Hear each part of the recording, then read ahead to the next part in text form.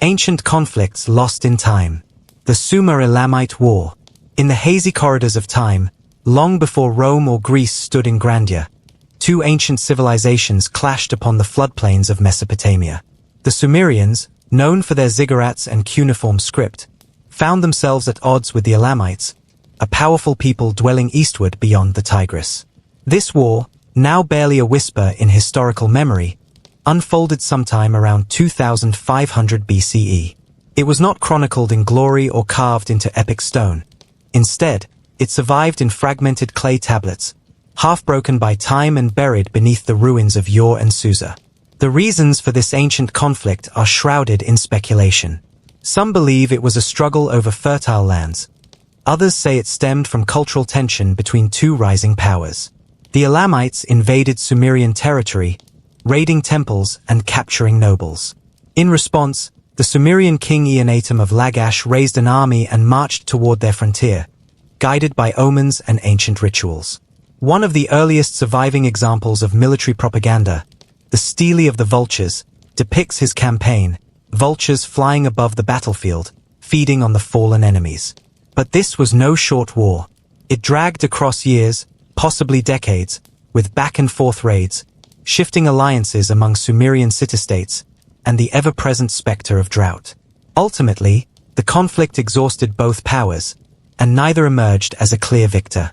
It set a precedent for the long and uneasy coexistence of Mesopotamia's earliest cultures, a quiet war that helped shape the rhythm of ancient diplomacy, warfare, and empire building. Today, few remember it, yet its echoes lie beneath every brick of Babylon and every tablet in the Louvre. The Gutian invasion of Akkad. Following the fall of Sumer's early kingdoms, the Akkadian Empire rose like a colossus. But its end came not from an equal adversary, rather, it crumbled under pressure from the mysterious Gutians, mountain tribes from the Zagros ranges.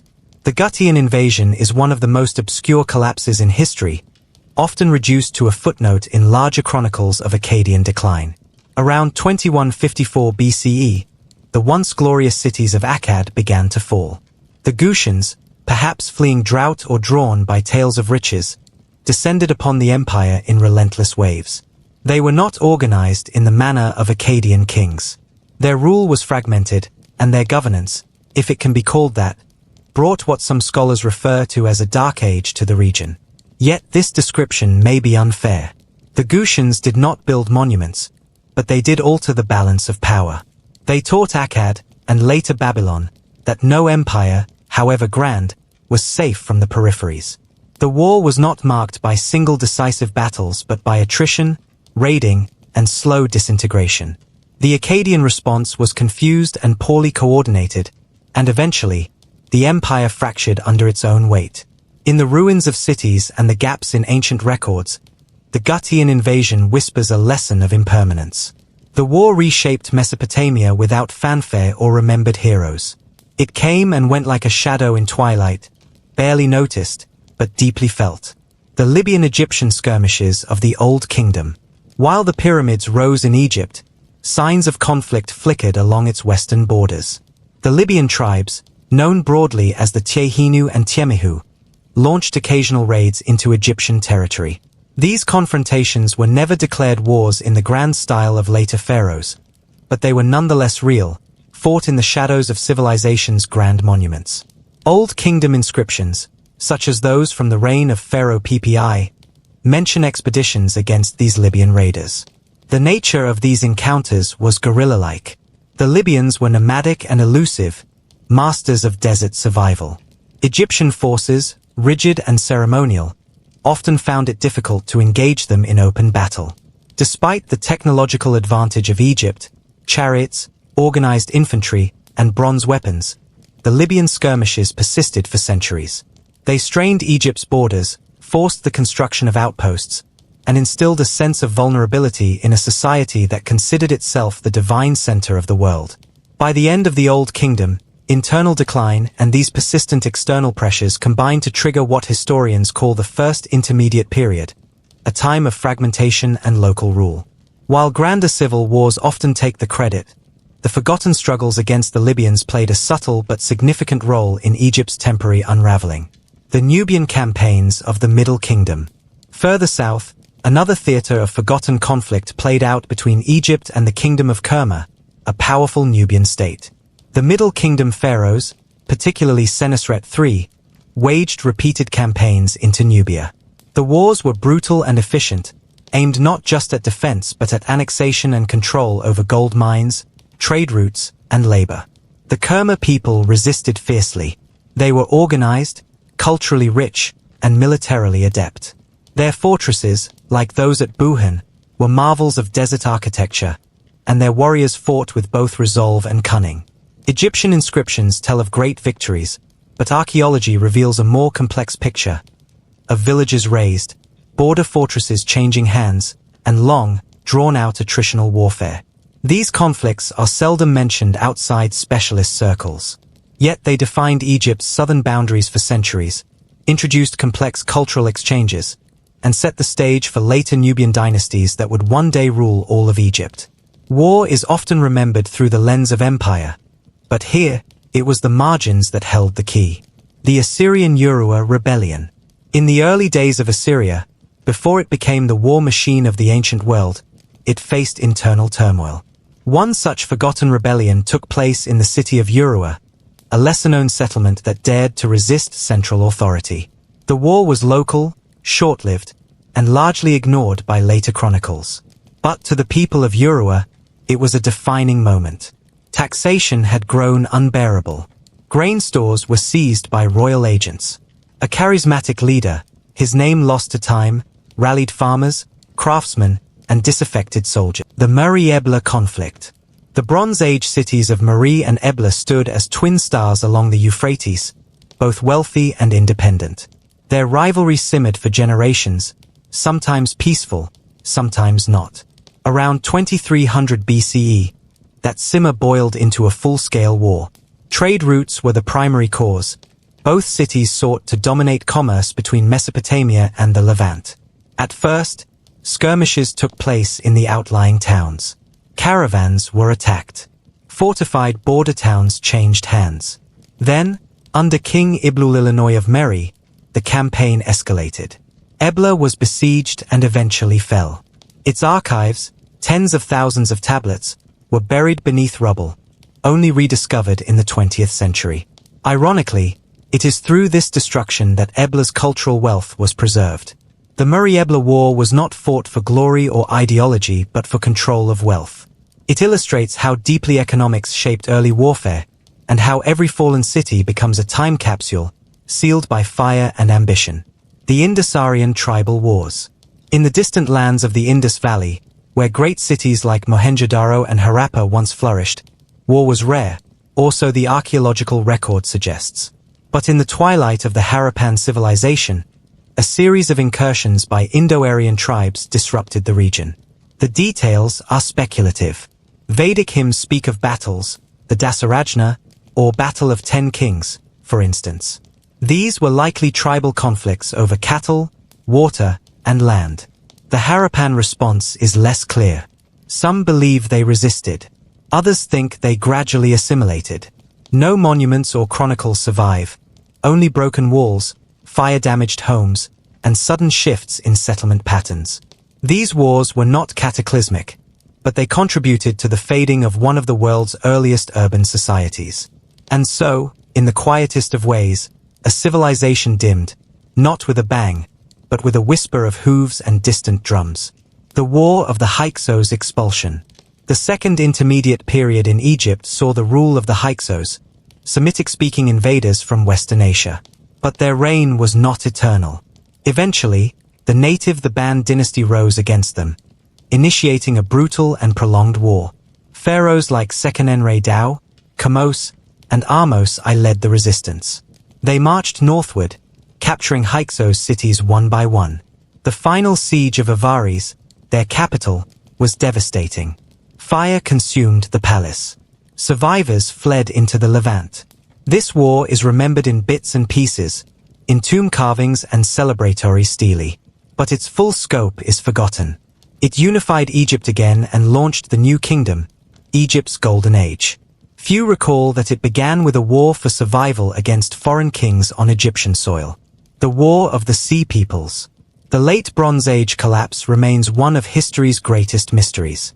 Among its causes were the invasions of the Sea Peoples, enigmatic warriors who descended upon the eastern Mediterranean like a storm. They fought Egypt, Hatti, Ugarit, and others. Their weapons were advanced, their tactics brutal. They burned cities and shattered economies.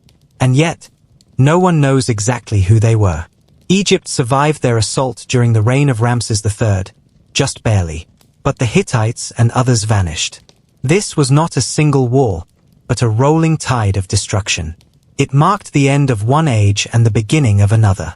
The Babylonian Gutian retaliation campaigns. Centuries after the fall of Akkad, the Gutians re-emerged in Babylonian texts as invaders once more. This time, Babylon struck back. Hammurabi and his successors launched retaliatory campaigns into the Zagros Mountains. These were hard, mountainous wars, low on glory, high on attrition.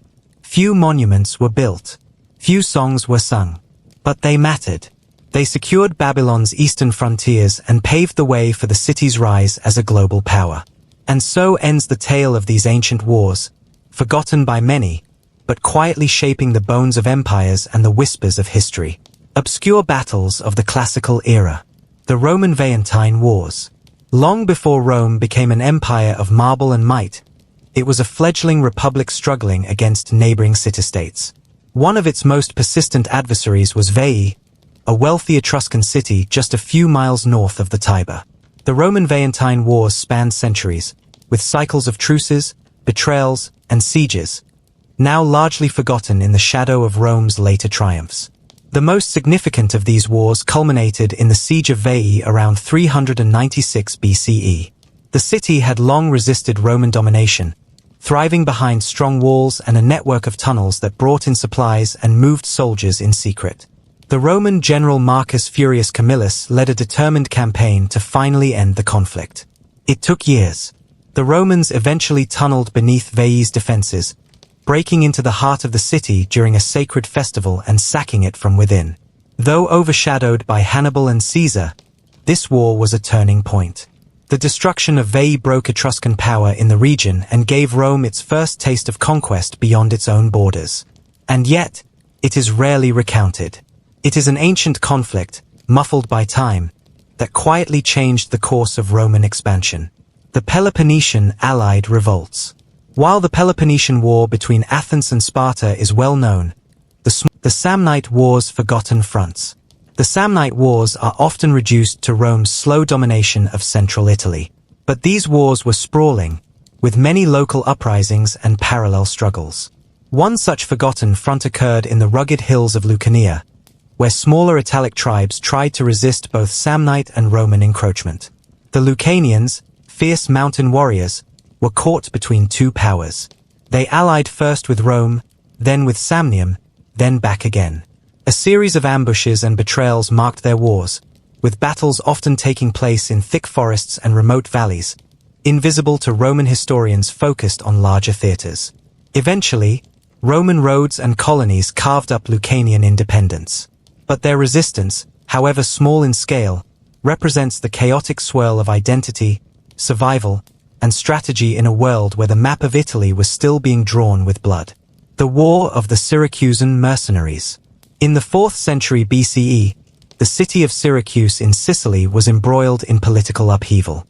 Tyrants rose and fell, often supported by hired mercenaries. After the death of Dionysius the Elder, his son proved less able to control these forces. A group of Campanian mercenaries, unpaid and restless, revolted and seized the city of Entella. What followed was a slow-burning war between these rogue soldiers and various Greek and Carthaginian forces vying for control of the island. The mercenaries ruled Entella like kings, issuing coinage and exacting tribute. Eventually, Syracuse reasserted itself, and the mercenaries were driven out. But for a time, these hired swords created a state within a state, proof of how war's tools can become its masters, and how quickly power can slip from official hands to those wielding spears in the shadows. The Seleucid-Parthian Border Wars. After Alexander the Great's empire fragmented, the Seleucid Empire inherited much of the eastern territories. But the rise of the Parthians, nomadic horsemen who built a kingdom in modern-day Iran, challenged their hold. A series of border wars ensued throughout the 3rd and 2nd centuries BCE. These conflicts were largely ignored by Western chroniclers, focused as they were on Greece and Rome. Yet they were intense and consequential. The Seleucids attempted to build garrisons in Parthian territory. The Parthians countered with swift cavalry raids, burning outposts and capturing generals. The wars were marked by long marches through arid lands, ambushes along the Caspian frontier, and occasional attempts at diplomacy that quickly broke down. Over time, the Seleucids lost ground, and the Parthians gained dominance. This slow shift in power rebalanced the East, setting the stage for later Roman-Parthian conflicts. Though largely forgotten, these early wars showed how fragile even the greatest of Hellenistic empires could be when faced with adaptable enemies and unrelenting terrain. The Bactrian rebellions. Far to the east of the Mediterranean, in what is now Afghanistan and northern India, the Greco-Bactrian kingdom stood as a curious blend of Greek and Asian traditions. It was a kingdom of temples, elephants, and silver coins bearing Hellenic gods. But it was not a peaceful realm. Throughout the 2nd century BCE, the Bactrian kings faced repeated rebellions, from Scythians, local tribes, and even their own governors. One particularly intense rebellion occurred in the reign of King Eucratides I, who was assassinated by his own son after returning from a grueling campaign. These wars were rarely chronicled in depth. They occurred on the edge of the known world, far from the scrolls of Greek historians. But they represent the fragility of cultural fusion in hostile lands, and how even the most visionary rulers can fall to discontent born in distant provinces. The Numantine War. In Iberia, the city of Numantia became a symbol of resistance against Rome. The Celtiberians who lived there defied Roman conquest for decades. In 133 BCE, the Roman general Scipio Aemilianus laid siege to the city. It was not a quick or easy campaign.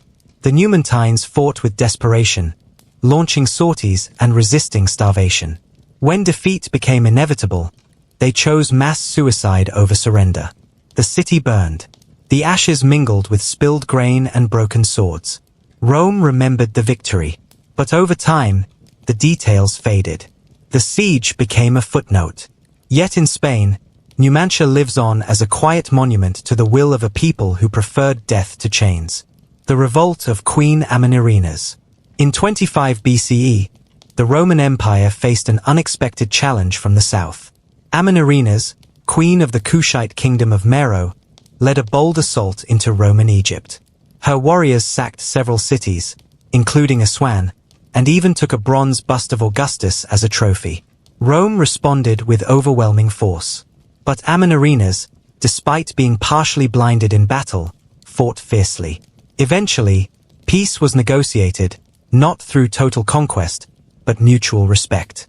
Rome withdrew, and Meroe retained its autonomy. This war is rarely discussed. But it's one of the few times in ancient history where a woman led her people against Rome and lived to see peace, not defeat. The War of the Batavi. In 69 CE, during the chaos following Nero's death, the Roman Empire was rocked by rebellion in the province of Germania Inferior. The Batavi, a tribe allied to Rome, turned against their overlords. Led by Julius Civilis, they captured forts, burned cities, and drew several legions into a brutal campaign. The war was marked by betrayal, shifting alliances, and desperate defenses along the Rhine. Though eventually suppressed, the Batavi had shaken the foundations of Roman authority in the north. Their memory lived on in local legend, long after their defeat faded from Roman books. The Armenian Revolt against Rome. In the 2nd century CE, medieval clashes in the shadows. The Zanj Rebellion. Far from the castles and courts of Europe, on the shores of the Persian Gulf in what is now Iraq, a remarkable uprising unfolded in the 9th century. It was not a clash between kingdoms or crusaders. It was a revolt of enslaved labourists, known as the Zanj. Mostly of East African origin, these men toiled in salt marshes near Basra under brutal conditions. Led by a charismatic figure named Ali ibn Muhammad, the Zanj rose up in 869 CE.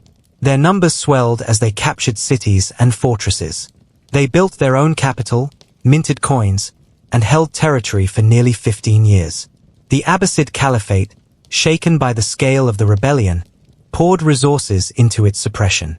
The Zanj rebellion is seldom mentioned in standard medieval chronicles, yet it remains one of the most enduring slave uprisings in world history.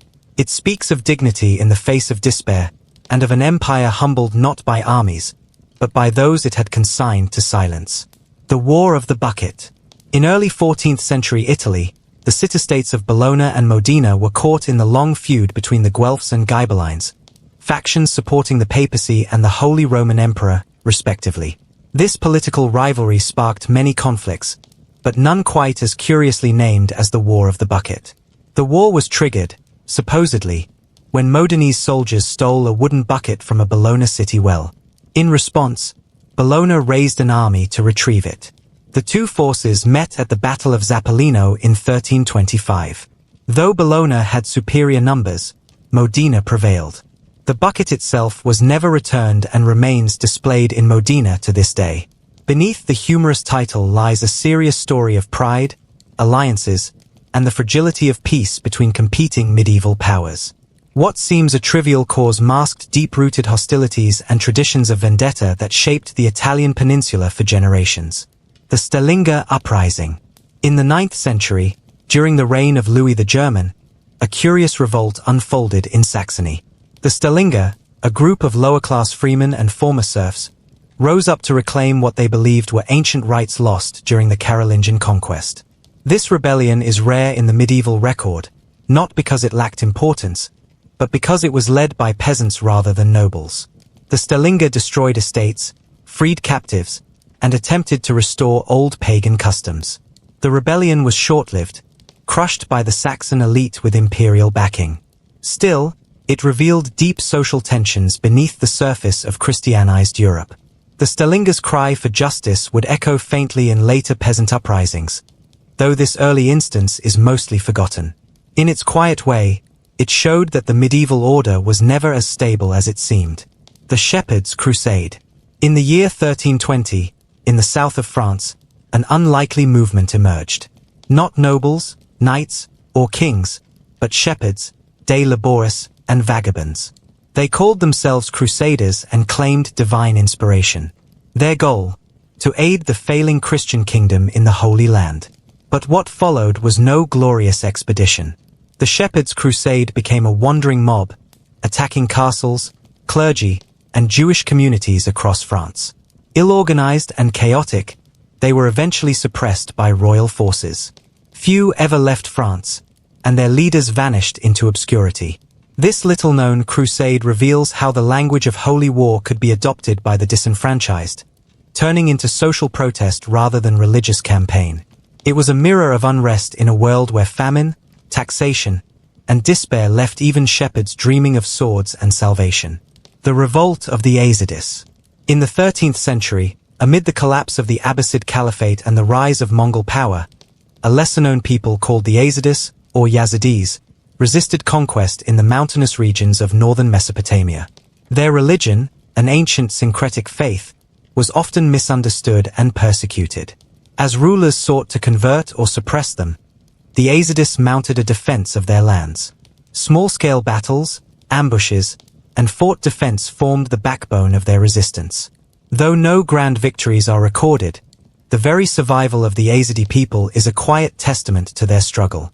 Today, they endure still, scattered, resilient, and bearing the memory of countless forgotten wars, of which this medieval chapter is but one. The Danish Civil War, feud of the Hvid and Skjarm. While the Viking Age dominates Scandinavian history, Denmark in the 12th century saw a lesser-known civil war between noble families vying for the throne. Chief among them were the Hvid and Skjarm clans. Their battles were not large-scale wars, but deadly feuds, assassinations, castle raids, and shifting alliances. History tends to focus on the better-known Glynndwr. But Owain Lorgok, the exiled prince turned mercenary general, deserves remembrance. His forgotten war was a prelude to greater defiance, a flicker of Welsh ambition in a darkening age. The Swedish Novgorodian Wars. Long before the Russian Empire or the Swedish kingdom emerged in full strength, their predecessors clashed over the wild northern frontiers. The Swedish Novorogian Wars spanned the 12th to 14th centuries, largely forgotten amid the noise of larger continental conflicts. These were wars fought in frozen forests and along icy rivers, over trade, faith, and territory. Battles occurred near Lake Ladoga, and cities like Karela and Viborg changed hands. Orthodox and Catholic missionaries often played roles alongside soldiers. No single decisive victory ended the wars.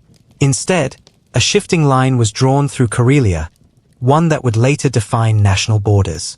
Though these campaigns are now footnotes in history, they shaped the geopolitical landscape of the far north. The Rebellion of the Red Eyebrows. This revolt actually reaches back to the early medieval period of East Asia, during the waning years of the Qin dynasty in China around 20 CE, a liminal time straddling antiquity and medieval patterns. The Red Eyebrows were peasants driven to desperation by famine, taxation, and the erratic rule of Wang Mang. They painted their eyebrows red for identification and overran imperial forces, briefly placing their own puppet emperor on the throne. Though eventually crushed by Han loyalists, the Red Eyebrow Rebellion helped topple the Qin dynasty. Its memory is barely known outside of specialized circles, yet it was part of a pattern of popular resistance that echoed in later centuries of Chinese history. The Berber Revolt against the Umayyads. In 740 CE, North Africa exploded in rebellion. The Berber tribes, long taxed and conscripted by Arab rulers, rose up in a massive revolt. They opposed the heavy yoke of the Umayyad Caliphate and sought justice for unequal treatment. It began in Morocco and spread eastward. The Berbers won stunning victories, most notably at the Battle of Bagdoura, and for a time, the Umayyad hold on the Maghreb collapsed. New, independent Berber kingdoms emerged, some lasting for decades. This revolt, often overshadowed by Middle Eastern politics, changed the character of Islam in North Africa. It fostered local autonomy, new interpretations of the faith, and a tradition of resistance that would outlive the caliphs. Forgotten conflicts of the Renaissance and Reformation. The War of the League of Cognac. In the 1520s, amid the swirl of alliances and betrayals between European powers, a little-remembered war unfolded under a grand title, the War of the League of Cognac. It was a complex and shifting conflict, born not from ancient feuds but from the ambitions of kings and popes in a changing world. The League of Cognac, formed in 1526, brought together France, the Papal States, Venice, and Florence, all seeking to curb the growing power of the Holy Roman Emperor, Charles V. At its heart lay Italy, a land caught in the crossfire of great empires. Though the war is overshadowed by the more famous Italian wars, its events were pivotal. Rome was sacked in 1527 by imperial troops, many of them unpaid and mutinous, marking a moment of devastation that deeply scarred the papacy. Florence rebelled against the Medici, and for a time, republican ideals flickered in the cradle of the Renaissance.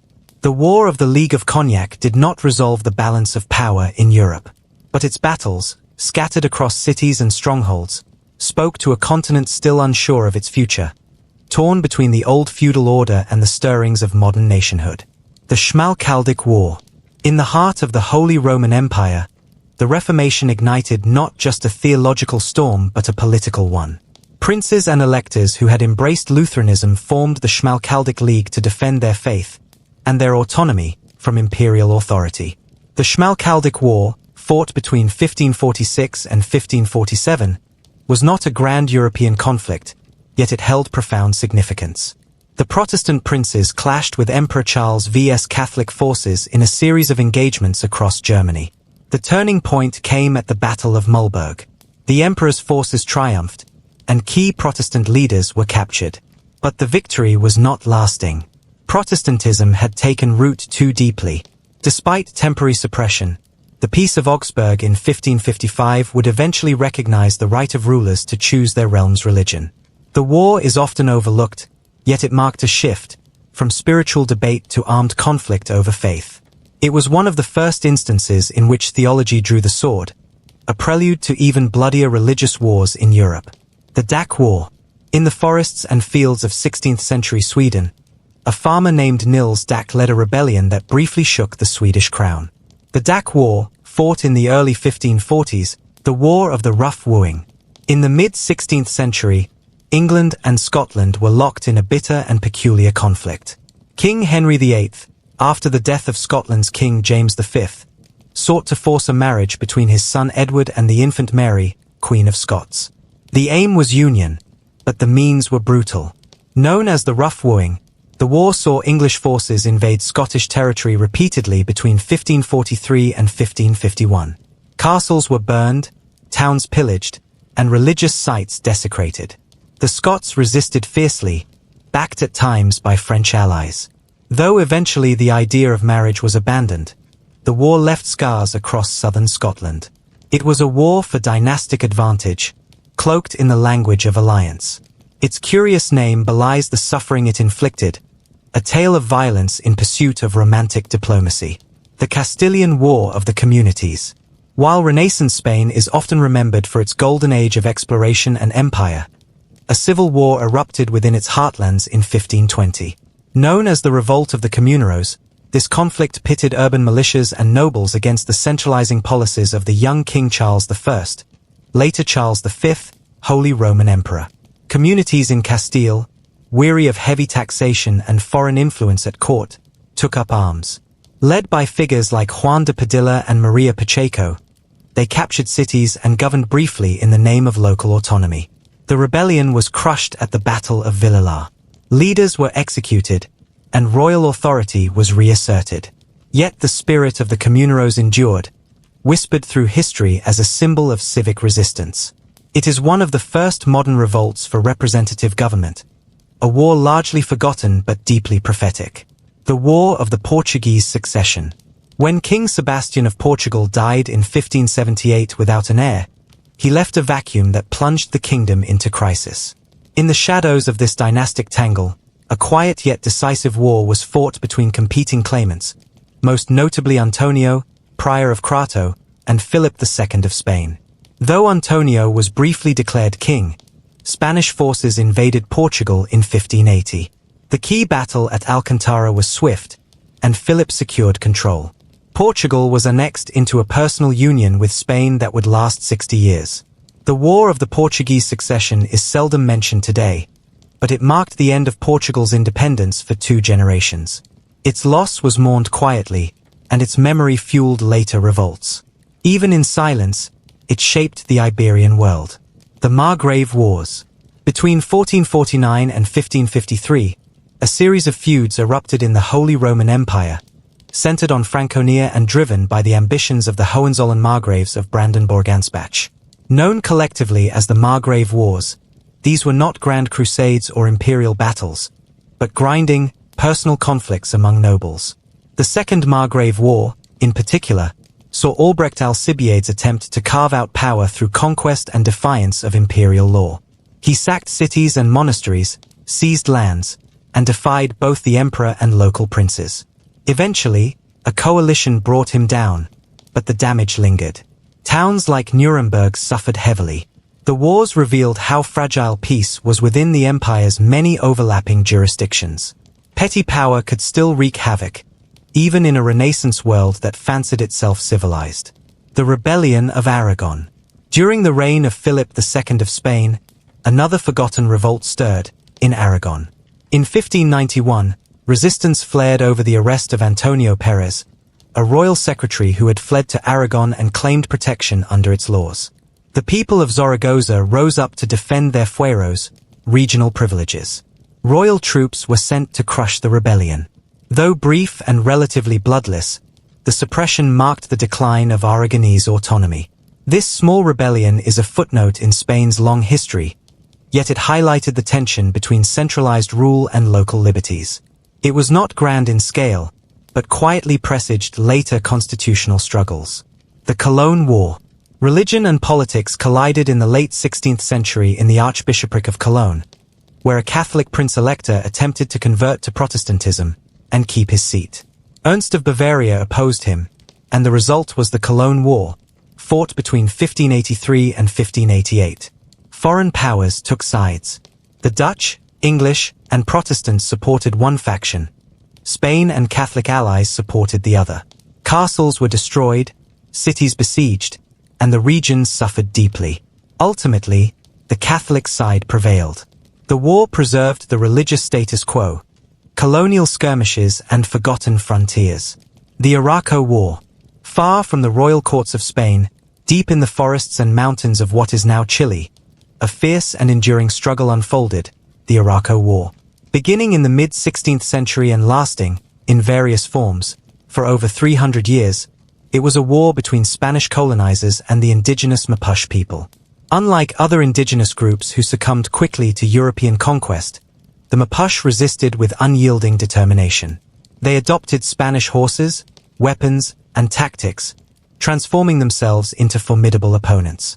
Battles flared and faded, peace treaties were signed and broken, and fortresses rose only to fall. For the Spanish, the war became a costly stalemate, a reminder that their power was not absolute. For the Mapuche, it was a saga of resilience. Though many died, their culture endured. The Arauco War, largely forgotten by mainstream histories, remains one of the longest and most persistent indigenous resistances in the Americas. The Anglo-Powhatan Wars. In the early 1600s, English settlers arrived in what is now Virginia and established Jamestown. There, they encountered the powerful Powhatan Confederacy, a network of indigenous tribes ruled by Chief Wahansa. Initial encounters were wary but not hostile. Yet, tensions grew as settlers demanded more land and resources. The First Anglo-Powhatan War erupted in 1609. Skirmishes, raids, and starvation plagued both sides. A temporary peace was secured through the marriage of Pocahontas to John Rolfe in 1614. But the peace did not last. The Second and Third Wars followed in 1622 and 1644, respectively. Each was bloodier than the last. Villages burned. Ambushes claimed lives. The Powhatan people, once dominant, were eventually reduced and displaced. Though overshadowed by later colonial narratives, these wars marked one of the earliest and most violent struggles between European settlers and Native Americans. The echoes of those battles still linger along the banks of the James River. The French and Iroquois Wars. In the dense forests and waterways of the Great Lakes region, a series of obscure but consequential conflicts unfolded between French colonists and the Iroquois Confederacy. Spanning from the 1600s into the early 1700s, these were not singular battles but a prolonged contest for trade, territory, and influence. The Iroquois, armed by Dutch and later English traders, sought to dominate the fur trade. The French allied with the Huron and Algonquin, longtime Iroquois rivals. Skirmishes turned to raids. Canoes became vessels of war. Missions were burned, and forts were seized. Though the wars eventually gave way to fragile peace, they shaped the geopolitical map of North America. The Iroquois emerged as power brokers, and the French were forced to consolidate their colonial strategies. These quiet, forest-bound conflicts rarely enter common memory, but they were foundational to the continent's colonial story. The Dutch-Portuguese War. While European powers jostled for control of the Americas, an ocean away, two unlikely rivals clashed in scattered skirmishes around the globe, the Dutch and the Portuguese. Their war, fought from 1601 to 1661, was less a single conflict than a tapestry of battles for trade routes, forts, and colonies in Africa, Asia, and South America. The Dutch, newly independent from Spain, sought to break the Portuguese monopoly on spice and sugar. They attacked ports in Angola, seized Malacca, and challenged Portuguese dominance in Brazil. Fleets met in the Indian Ocean, and forts changed hands more than once. Though fragmented and largely forgotten, the Dutch-Portuguese War redrew the colonial map. It weakened Portuguese power and gave rise to the Dutch East and West India Companies. In the shadows of imperial grandeur, these uncelebrated clashes shaped global trade for centuries to come. The Beaver Wars. In the woodlands of the northeastern Americas, a conflict known as the Beaver Wars unfolded, fought not for glory or gold, but for pelts.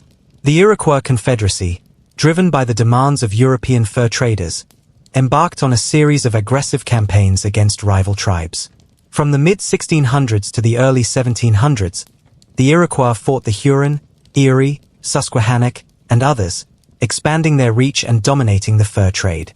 The wars were brutal, involving ambushes, forced relocations, and shifting alliances with French and English powers. These wars displaced entire cultures and reshaped indigenous demographics across the Great Lakes and beyond. Though barely remembered outside academic circles, the Beaver Wars were instrumental in defining the early colonial landscape, powerful proof that economic demand can drive even the quietest of wars. The Queen Anne's War, Second Intercolonial War. While Queen Anne's War is technically recognized as part of the larger War of the Spanish Succession, its North American theater remains little explored in popular history. Fought between 1702 and 1713, it involved British, French, and Spanish colonies, and the Native American tribes entangled in their rivalries. In New England, raids devastated frontier settlements. In the South, British colonists clashed with Spanish Florida. The war saw the destruction of Port Royal, the massacre at Deerfield, and the first major use of militias in American colonial warfare. For many colonists, the war was not a distant European affair. It was deeply personal, fought on their homesteads and riverbanks. The war's treaty gave Britain key gains, including Newfoundland and Acadia. Yet it remains a largely footnoted chapter in the long saga of empire building in the New World. The Anglo-Spanish War in the Caribbean, War of Jenkins' Ear. It began with a severed ear, allegedly cut from British merchant Captain Robert Jenkins by Spanish coast guards. Years later, in 1739, the incident was resurrected as a cause for war. The resulting conflict, known half-humorously as the War of Jenkins' Ear, saw Britain and Spain clash in the Caribbean and along the coast of South America. Naval battles, amphibious assaults, and siege warfare played out in warm waters and humid jungles. Cartagena de Indias, a heavily fortified Spanish city, was the site of a major and ultimately failed British assault.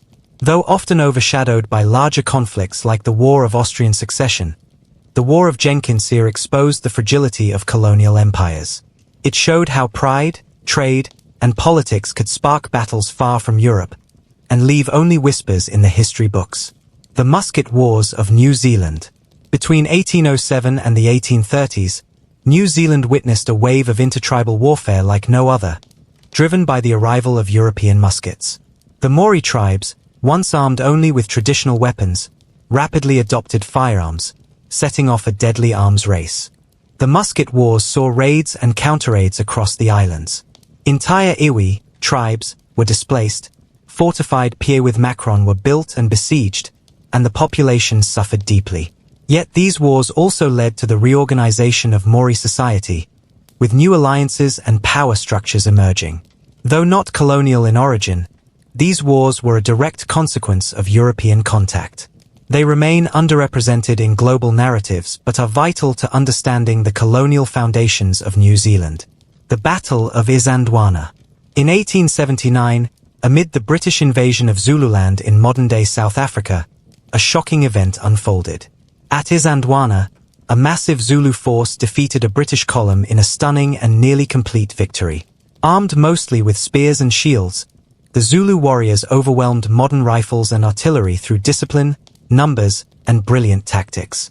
It was the first major defeat of a well-equipped British army by an indigenous force in Africa. Though later overshadowed by the British victory at Rorke's Drift, Isandlwana sent shockwaves through the empire. It showed that even at the height of colonial power, defeat was possible. The battle stands as a symbol of resistance and remains deeply significant in Zulu memory. The Mahdiist War in Sudan. As the 19th century drew to a close, a religious leader named Muhammad Ahmed proclaimed himself the Mahdi, the Guided One, and led a revolt against Egyptian and British rule in Sudan. What followed was the Mahdiist War, a protracted and often forgotten conflict that lasted from 1881 to 1899. The Mahdiist forces seized Khartoum, killing General Gordon and establishing a theocratic state. For over a decade, they resisted British campaigns. Battles were brutal, fought in deserts and river valleys. The British, under Kitchener, eventually retook Sudan in 1898 at the Battle of Omdurman. Though often a side note in imperial histories, the Mahdiist War was one of the most successful African resistances of its time. It challenged empire, faith, and the balance of power in northeastern Africa, and it remains a pivotal, if quiet, chapter in the story of colonial struggle. 19th century wars outside the textbooks. The Paraguayan War, War of the Triple Alliance. In the heart of South America, from 1864 to 1870, one of the continent's deadliest and most overlooked conflicts unfolded. The Paraguayan War, also known as the War of the Triple Alliance. On one side stood Paraguay, a landlocked nation with a fiercely independent leader, President Francisco Solano Lopez. On the other side, an unlikely alliance of three neighbors, Brazil, Argentina, and Uruguay. The war began amid tensions over river navigation and regional dominance. Paraguay, fearing encirclement and seeking influence, launched invasions into Brazilian and Argentine territory. But what followed was not a quick skirmish. It became a long, grueling war of attrition. Paraguay, initially well-organized and spirited, was soon overwhelmed. Battles like Tuyuti and Lomas Valentinas saw terrible losses. Disease and famine swept the land. By the war's end, Paraguay had lost a significant portion of its male population. Towns lay empty. Its economy collapsed. Though scarcely remembered outside the region, the war left deep scars. It reshaped South American politics, strengthened Brazil's monarchy temporarily, and devastated a proud, small nation that never fully recovered. The First Schleswig War. Along the foggy coasts of northern Europe, between 1848 and 1851, the First Schleswig War played out, an obscure but telling conflict between Denmark and the German Confederation over control of the duchies of Schleswig and Holstein. The root of the war lay in tangled loyalties. The duchies were ethnically mixed, Danish and German-speaking alike, and ruled by the Danish crown, yet closely tied to German nationalism. As revolutions swept across Europe in 1848, the duchies rose in revolt, supported by Prussian troops. Battles were small but bitter. Places like Schleswig and Idstedt echoed with cannon fire and musket volleys. The war ended inconclusively. Denmark retained the duchies, but the conflict foreshadowed greater unrest to come. Indeed, it was a prelude to the larger and more decisive Second Schleswig War in 1864. But for a time, the First Schleswig War stirred nationalist sentiments and reminded Europe that even small borderlands could become flashpoints for broader dreams. The Taiping Rebellion. Though technically not always classified as a war, the Taiping Rebellion was a massive and tragic civil conflict that tore through Qing China from 1850 to 1864. Led by Hong Xiuquan, a man who believed himself to be the brother of Jesus Christ, the rebellion sought to establish a heavenly kingdom of great peace. At its height, the Taiping Rebellion controlled vast swathes of southern China, including the major city of Nanjing. Hong and his followers implemented radical reforms, land redistribution, communal ownership, and a unique blend of Christian and Chinese belief systems. The Qing response was slow but brutal. Local militias and eventually imperial armies reconquered the rebel-held territories. Cities were besieged, populations massacred, and entire regions devastated. Estimates of the death toll vary, but most agree it exceeded 20 million. Yet in Western textbooks, the Taiping Rebellion is often reduced to a footnote. In truth, it was one of the most catastrophic wars in human history, a forgotten epic of faith, ambition, and destruction. The Crimean War's forgotten fronts. When the Crimean War is mentioned, most minds turn to the siege of Sevastopol, Florence Nightingale, and the charge of the Light Brigade. But the war, which lasted from 1853 to 1856, had lesser-known theaters, skirmishes and operations far from the famed Crimean Peninsula. In the Caucasus, Russian and Ottoman forces clashed in mountainous terrain. Villages were taken and lost, and isolated battles decided little but cost many lives. Meanwhile, British and French forces attempted an amphibious assault on the Russian port of Petropavlovsk in the Pacific Far East, an almost forgotten footnote in the history of the war. These scattered campaigns lacked the glamour and drama of Balaclava, but they reveal the global scope of 19th-century geopolitics. The Crimean War was not just a Black Sea affair. It was a worldwide chessboard of imperial ambitions. The Anglo-Persian War. In 1856, a brief but telling conflict erupted between Great Britain and Persia. The cause? Persia's attempt to recapture Herat, a strategic city near the border of Afghanistan. For the British, this was unacceptable. Herat was a buffer, a bulwark in the Great Game, the imperial rivalry between Britain and Russia in Central Asia. The Anglo-Persian War was swift. British troops landed in southern Persia, capturing the city of Bushehr and advancing inland. Skirmishes were limited, and casualties were relatively low, but the message was clear. Britain would not tolerate Persian advances in Afghanistan. The war ended with the Treaty of Paris in 1857. Persia withdrew from Herat. The conflict is now almost entirely forgotten, but at the time, it was another thread in the web of imperial control stretching across Asia. The Second Anglo-Burmese War. Between 1852 and 1853, Britain launched the Second Anglo-Burmese War, not a grand campaign, but a series of naval bombardments and landings along the Irrawaddy River. The goal was trade and territory. The result was the annexation of Lower Burma. The war was sparked by disputes over treaties and British grievances about Burmese treatment of British merchants. But the real motivation lay in extending British influence and securing access to teak and other valuable resources. The Burmese resisted but were overmatched.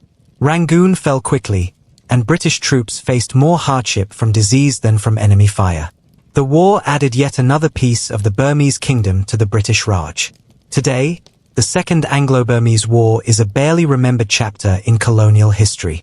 Yet it marked a significant step toward the eventual total colonization of Burma and the loss of one of Southeast Asia's great independent kingdoms. The War of the Pacific. From 1879 to 1884, a dry and desolate stretch of desert along the Pacific coast of South America became the center of a fierce conflict known as the War of the Pacific. The belligerents were Chile, Peru, and Bolivia, and the prize was nitrate, an essential ingredient in fertilizer and explosives. The war began when Chilean forces occupied the Bolivian port of Antofagasta, prompting Bolivia and its ally Peru to declare war. Chile's navy quickly gained control of the coast, allowing land forces to push deep into enemy territory. Battles such as Iquique and Arica followed.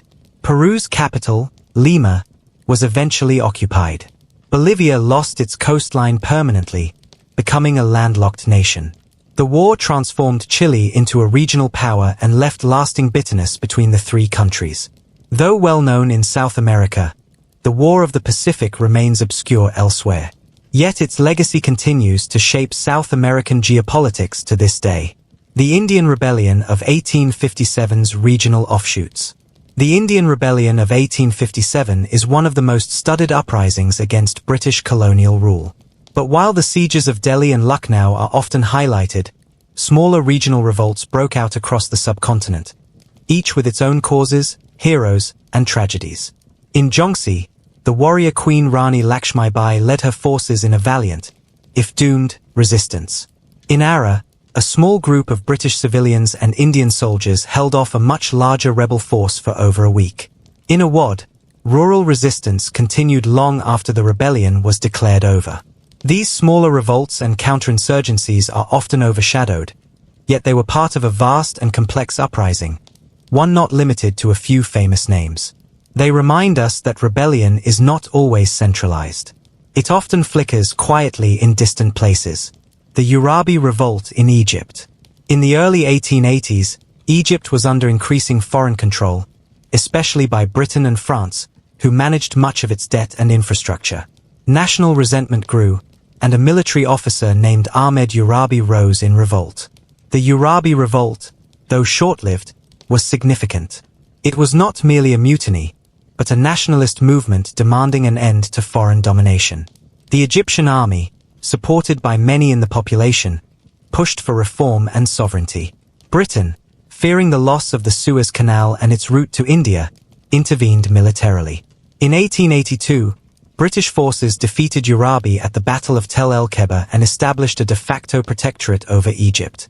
The revolt is largely forgotten outside Egypt, but it marked the beginning of modern Egyptian nationalism and a prelude to future anti-colonial struggles. The Greco-Turkish War of 1897. At the close of the century, Greece and the Ottoman Empire clashed in a brief but intense conflict over the island of Crete, which was then under Ottoman rule. Nationalist sentiment in Greece had been growing, and when a revolt broke out in Crete, Greece intervened. The war was marked by several sharp engagements along the Thessalian frontier. Though the Greek army fought bravely, the Ottomans, better equipped and trained, won most of the encounters. European powers intervened diplomatically, and a peace treaty was signed. Greece was forced to make concessions, though Crete was eventually granted autonomy and would later unify with Greece. The war is often seen as a footnote in the longer Greco-Turkish rivalry, but at the time, it stirred patriotic fervor and highlighted the fragile balance of power in the declining Ottoman world. 20th century shadows, overlooked modern conflicts. The Banana Wars, 1901 to 1934. Along the warm shores of Central America and the Caribbean, U.S. Marines arrived not once, but repeatedly, during a series of conflicts collectively known as the Banana Wars. From Nicaragua to Haiti, from the Dominican Republic to Honduras, these interventions stretched across the early decades of the 20th century. The term Banana Wars refers not only to military actions but also to the economic motives behind them. American companies, especially the United Fruit Company, held vast plantations in the region. When local governments threatened their profits or stability wavered, the United States responded, with troops, gunboats, and influence. In Nicaragua, U.S. forces occupied the country for years. In Haiti, they rewrote the Constitution. In Honduras, Marines landed multiple times to support one faction or another. The interventions were usually short, but frequent. Today, these episodes are rarely discussed outside of Central America. Yet they offer a sobering glimpse into how fruit, diplomacy, and military might intertwine in the shadow of American expansionism. The Rif War, 1921 to 1926. High in the rugged mountains of northern Morocco, a fierce and determined resistance rose against colonial powers. The Rif War, led by the charismatic Abd el-Krim, pitted Berber tribesmen against Spanish and later French forces. The conflict began in earnest in 1921, when Rif fighters ambushed and destroyed a large Spanish force at the Battle of Annual. The shock sent tremors through Spain and gave the Riffians hope.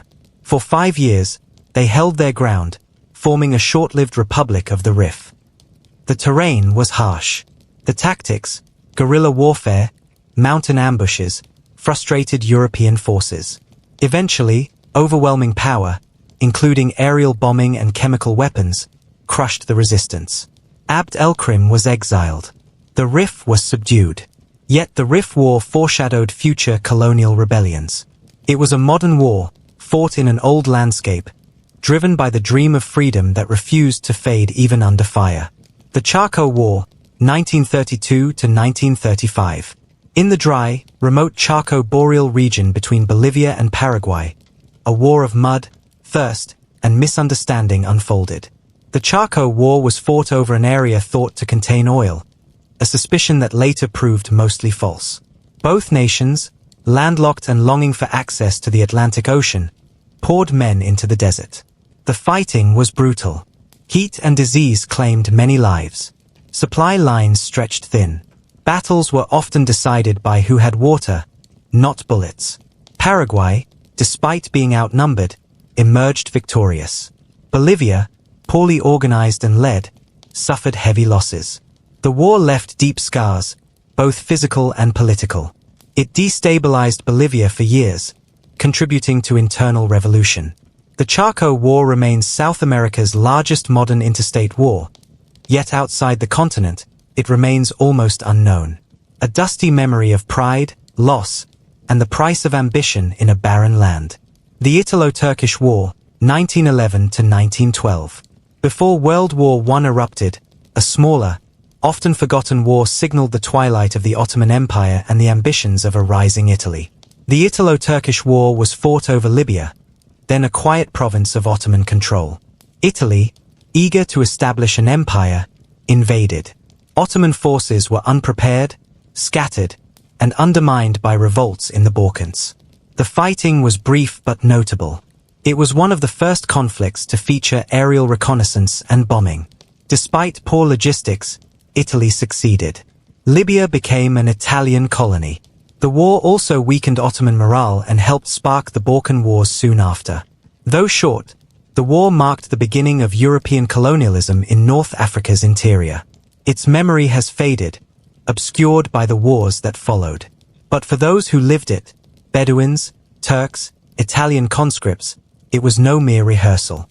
It was war, in every sense. The Anglo-Irish War, 1919 to 1921. Often reduced to footnotes within the larger Irish struggle for independence, the Anglo-Irish War, also known as the Irish War of Independence, was a guerrilla campaign marked by ambushes, assassinations, and political upheaval. Following the 1916 Easter Rising, Irish Republicans under the Irish Republican Army, IRA, escalated their push for full separation from Britain. British forces responded with a mixture of military and paramilitary units, including the feared Black and Tans. The fighting was irregular, often urban, and psychologically devastating. Towns saw reprisals. Homes were burned. Civilians walked daily in fear. In 1921, a truce was called. The resulting treaty created the Irish Free State, but not without division. The war laid the groundwork for a brutal civil war soon after. It was a modern colonial conflict in miniature, bloody, political, and unresolved in hearts for decades. The Greco-Turkish War, 1919 to 1922. In the aftermath of World War I, as the Ottoman Empire collapsed, Greece sought to reclaim territories in Anatolia. Backed by the Allies at first, Greek forces landed in Smyrna and advanced inland. But Turkish resistance, led by Mustafa Kemal, later Ataturk, rallied against the invasion. Villages became battlefields. Cities changed hands. The war ended in catastrophe for Greece, with the burning of Smyrna and a massive population exchange between Greece and Turkey. The war reshaped the modern Middle East. It also ended centuries of Greek presence in Anatolia. Yet it remains overshadowed by World War I and the formation of modern Turkey, a defining conflict seldom spoken of today. The Polish-Soviet War, 1919 to 1921. In the chaotic years following World War I, borders were fluid, armies desperate, and ideologies at war. The Polish-Soviet War pitted the newborn Polish state against Bolshevik Russia. At stake was the heart of Eastern Europe, Ukraine, Belarus, and the future of communism's spread. The war saw dramatic shifts. Soviet forces pushed westward, reaching the outskirts of Warsaw in 1920. But in a stunning counteroffensive, the miracle on the Vistula, Poland turned the tide. The resulting peace secured Poland's independence for 2 decades. Yet few remember the war today. It was a clash of worlds, new nation-states and old empires, red and white, east and west, forgotten beneath the greater shadow of coming global conflict. The Soviet invasion of Finland, 1939 to 1940. Known as the Winter War, the Soviet invasion of Finland at the dawn of World War II was a bitter and costly campaign.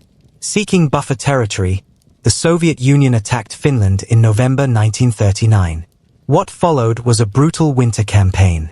Finnish forces, though outnumbered, used their knowledge of terrain and clever tactics to inflict heavy casualties. Ski troops, white camouflage, and frozen ambushes became symbols of stubborn resistance. Eventually, Finland was forced to cede territory, but not without earning global admiration. The Winter War is often treated as a side note to World War II, but for Finland, it was existential. For the world, it revealed cracks in Soviet strength. The Silesian Uprisings, 1919 to 1921. In the shadow of post-World War I treaties, the region of Upper Silesia became contested between Germany and newly re-established Poland. Ethnically mixed and economically valuable, it saw 3 uprisings over 2 years. Polish residents, supported by militias, clashed with German paramilitaries and Freikorps. There were small battles, sabotage, and temporary zones of control. Eventually, a plebiscite and League of Nations intervention divided the region. The Silesian uprisings are rarely taught, even in Europe, but they reflected the volatility of the interwar period, how borders were drawn not just in ink, but in blood. The Ecuadorian-Peruvian War, 1941. In a brief and largely overlooked war in South America, Ecuador and Peru fought over a disputed border in the Amazon basin. The war was short, less than 2 months, but involved intense jungle fighting and air raids. Peru, better equipped, prevailed. A peace treaty was signed, though it left lingering disputes. The conflict was just one of many border disagreements in Latin America, but it reminds us how even in the 20th century, old maps still ignited new wars. Post-colonial clashes, wars after independence. The First Sudanese Civil War, 1955 to 1972. Long before the world took note of Darfur or the independence of South Sudan, there was a quiet, grueling war, one that began even before Sudan formally gained its independence from Britain and Egypt in 1956.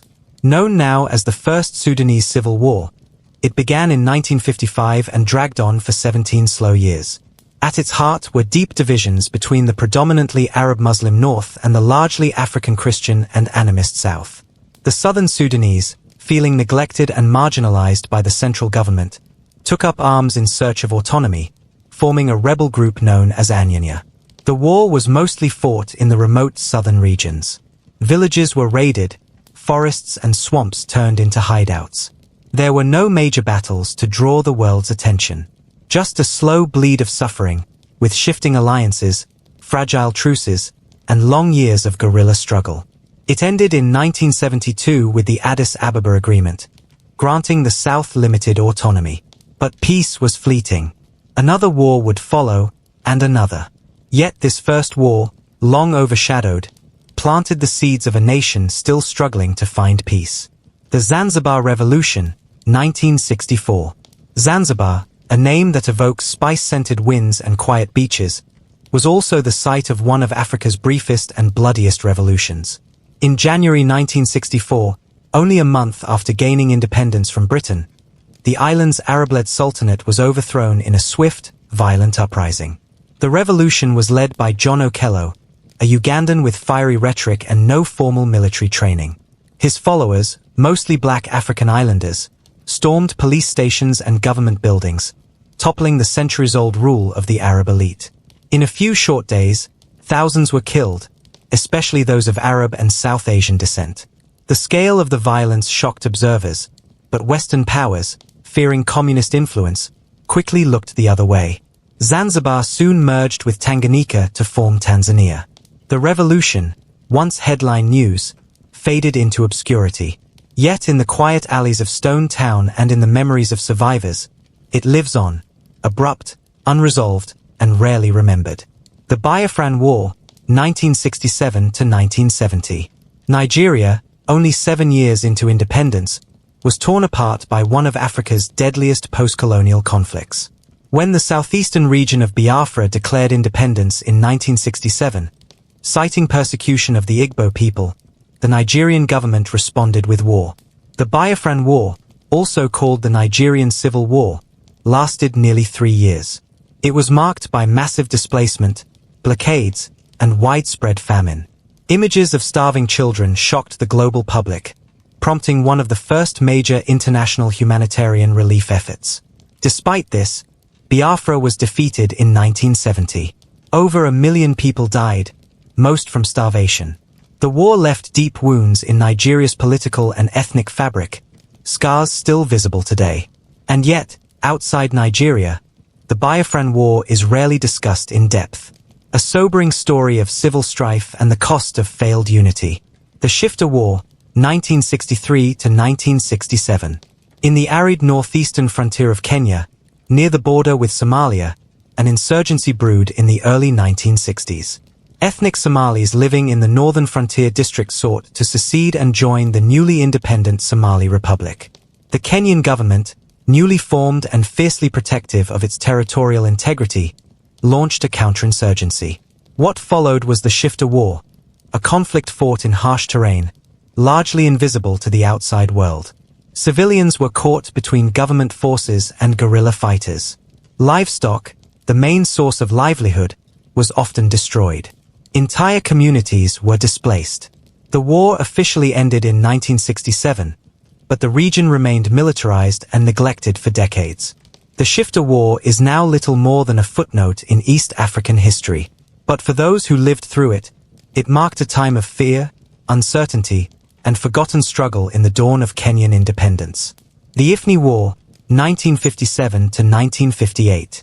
Few remember that Spain once held territory on the Atlantic coast of Africa.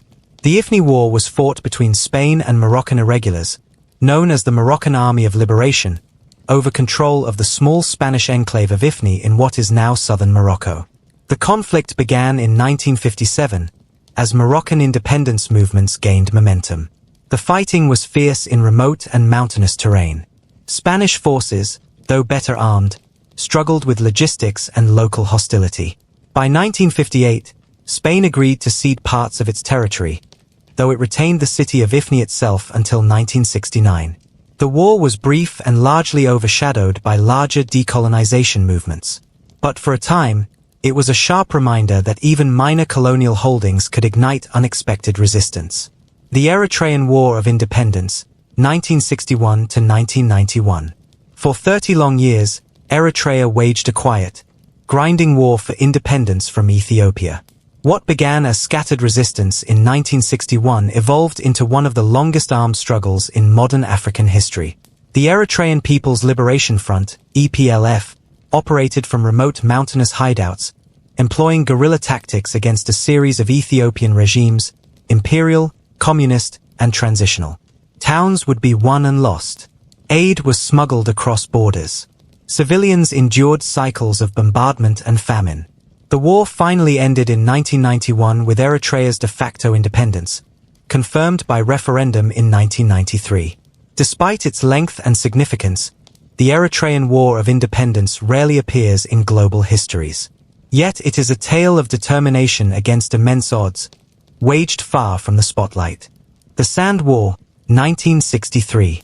Along the vast desert frontier between Algeria and Morocco, a short and bitter border war broke out in 1963, only a year after Algeria's independence from France. Known as the Sand War, it was sparked by disputed territory and nationalist pride. Skirmishes turned into full battles in the desert dunes. Tanks clashed. Airstrikes were launched.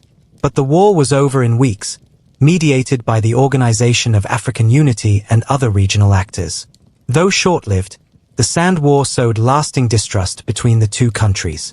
It is seldom remembered, but it shaped the geopolitics of North Africa for years to come. The North Yemen Civil War, 1962 to 1970. In the highlands of North Yemen, an old monarchy was toppled in 1962, sparking a civil war between royalist forces and Republican revolutionaries. Egypt backed the Republicans, sending thousands of troops. Saudi Arabia supported the royalists. The war became a proxy conflict, a desert echo of the Cold War. Egypt's involvement drained its resources and contributed to its defeat in the Six-Day War. Villages were bombed. Civilians suffered. Yet global attention remained focused elsewhere. By 1970, the Republicans declared victory, but the region remained unstable. The North Yemen Civil War is a lost chapter of Middle Eastern history, a complex, bloody, and long conflict mostly forgotten by the wider world. The Congo Crisis, 1960 to 1965. Upon independence from Belgium in 1960, the Congo plunged into chaos. Provinces seceded. Foreign mercenaries arrived. The UN intervened. Leaders were assassinated. Among them, Patrice Lumumba, Congo's first prime minister, whose murder shocked the continent. The Congo crisis was a tangled web of Cold War rivalries, ethnic divisions, and resource exploitation. At its peak, multiple governments claimed authority. The mineral-rich province of Katanga tried to secede. Troops came from Ghana, India, Sweden. By 1965, Mobutu Sese Seko seized power, ushering in a long and brutal dictatorship. But the crisis had already left scars, deep, painful, and enduring. Despite its international dimension, the Congo crisis is rarely taught in detail. Yet it offers profound lessons in the complexities of post-colonial governance. The Ogaden War, 1977 to 1978. In the Horn of Africa, Somalia launched an invasion into Ethiopia's Ogaden region, claiming it as historically Somali territory. Initially successful, Somali forces soon faced resistance as the Soviet Union and Cuba threw their support behind Ethiopia. Tanks rumbled across deserts. Jets screamed overhead. Thousands of troops clashed in arid battlegrounds. The war ended in Ethiopian victory, and Somalia never recovered its military strength. The Ogaden War was a Cold War chess match set in Africa's drylands. Despite its intensity and geopolitical stakes, it remains one of the 20th century's quieter conflicts, important, forgotten, and deeply human. The Football War, 1969. In the heart of Central America, nestled between the vibrant landscapes of Honduras and El Salvador, there unfolded a conflict that would later be known by a name both unusual and poignant, the Football War. Unlike many wars fought over territory, religion, or ideology, this one was sparked, in part, by a passion shared deeply by millions. Football, or soccer as it is known in some parts of the world. Yet beneath the surface of this sporting rivalry lay years of tension and simmering grievances, fueled by social, economic, and political factors that made the region a tinderbox waiting for a spark. To truly understand the Football War, one must first journey back to the decades before 1969, when migration from El Salvador to Honduras increased substantially. The dense populations in El Salvador had pushed many to seek better opportunities across the border. Honduras, with its fertile land and relatively sparse population, became a natural destination. However, this influx created tensions. Land ownership disputes arose as Salvadoran immigrants often settled on Honduran land without formal titles. This caused resentment among Honduran peasants and landowners, who feared losing their livelihoods. Amidst these tensions, nationalist sentiments grew on both sides. Honduras, feeling the pressure of immigration and concerned about preserving its sovereignty, began enforcing strict land and immigration policies. Meanwhile, El Salvador saw many of its citizens in Honduras facing discrimination and hostility. These socio-political dynamics were fraught with complexities that neither government was fully equipped to manage. The year 1969 marked the climax of these tensions. The two nations met in a series of qualifying matches for the FIFA World Cup, a tournament that holds immense cultural significance. The first match was held in Tegucigalpa, Honduras, where local fans jeered Salvadoran players and officials. The second match took place in San Salvador, where the hostility was returned in kind. Media outlets on both sides sensationalized the events, fanning the flames of nationalism and anger. The final match, held in Mexico City as a neutral venue, was played under intense pressure. It was during and after these matches that violence erupted between the two countries, with reports of attacks on immigrant communities and military mobilization along the border. On July 14, 1969, the situation escalated into open conflict. Honduran forces launched an offensive against El Salvador. For approximately 100 hours, tanks rumbled, airplanes flew overhead, and soldiers engaged in battles that, while brief, were fierce and devastating. The fighting caused significant casualties and displaced tens of thousands of civilians who fled across borders to escape the violence. International organizations and neighboring countries quickly intervened to broker a ceasefire, fearing the conflict might escalate into a prolonged war destabilizing the region. A peace agreement was signed within days, ending the hostilities. Despite its brevity, the Football War left a deep scar on the people of both nations. It served as a grim reminder that sports, while often a source of joy and unity, can also become a battleground for underlying societal tensions. Moreover, it highlighted the complexities of migration, national identity, and economic inequality in Central America during the 20th century. The aftermath saw increased efforts at border security, changes in immigration policies, and a lasting legacy in the collective memories of both nations. Today, the Football War stands as a unique chapter in history where passion for a game collided tragically with political realities, reminding us how fragile peace can be in regions burdened by unresolved issues. The Anglo-Zanzibar War, 1896. In the soft golden haze of the late 19th century, where the azure waters of the Indian Ocean kissed the white sand shores of Zanzibar, history bore witness to one of the briefest wars mankind has ever recorded. The Anglo-Zanzibar War of 1896, a peculiar yet telling conflict, lasted somewhere between 38 and 45 minutes, making it not only the shortest war in history but also a symbol of colonial-era dynamics and the rapid pace of imperial authority. To understand this fleeting yet significant clash, one must first delve into the political atmosphere of Zanzibar during that period. The island, a thriving center of trade, spices, and culture, had long been influenced by the powerful Omani Sultanate, but by the latter half of the 19th century, it had fallen under the watchful eye of the British Empire. The British, keen on securing their trade routes and imperial interests, maintained a strong presence in Zanzibar, where they had declared a protectorate status and wielded considerable control over local affairs. In 1896, the ruling Sultan of Zanzibar, Hamad bin Thuwaini, passed away. His death opened the gates for succession, and Syed Khalid bin Bargash seized the palace and declared himself the new sultan. However, this move was made without British approval. The British consul, Basil Cave, demanded that Khalid step down in favor of a British-approved candidate, Hamad bin Mohammed. When Khalid refused, he barricaded himself inside the palace, fortified it with a small army and artillery, and prepared for confrontation. The British, not ones to tolerate disobedience within their sphere of influence, issued an ultimatum demanding Khalid's surrender by 9 a.m. on August 27th. The morning sun had barely risen before British warships, anchored in the harbor, turned their guns toward the palace. As the clock struck the appointed hour, a thunderous barrage echoed across the island, signaling the start of the war. Shells rained down on the palace, shattering its walls, toppling defenses, and leaving thick plumes of smoke curling into the sky. The defenders, poorly armed and unprepared for such a display of naval power, returned fire with little effect. In under an hour, the palace lay in ruins.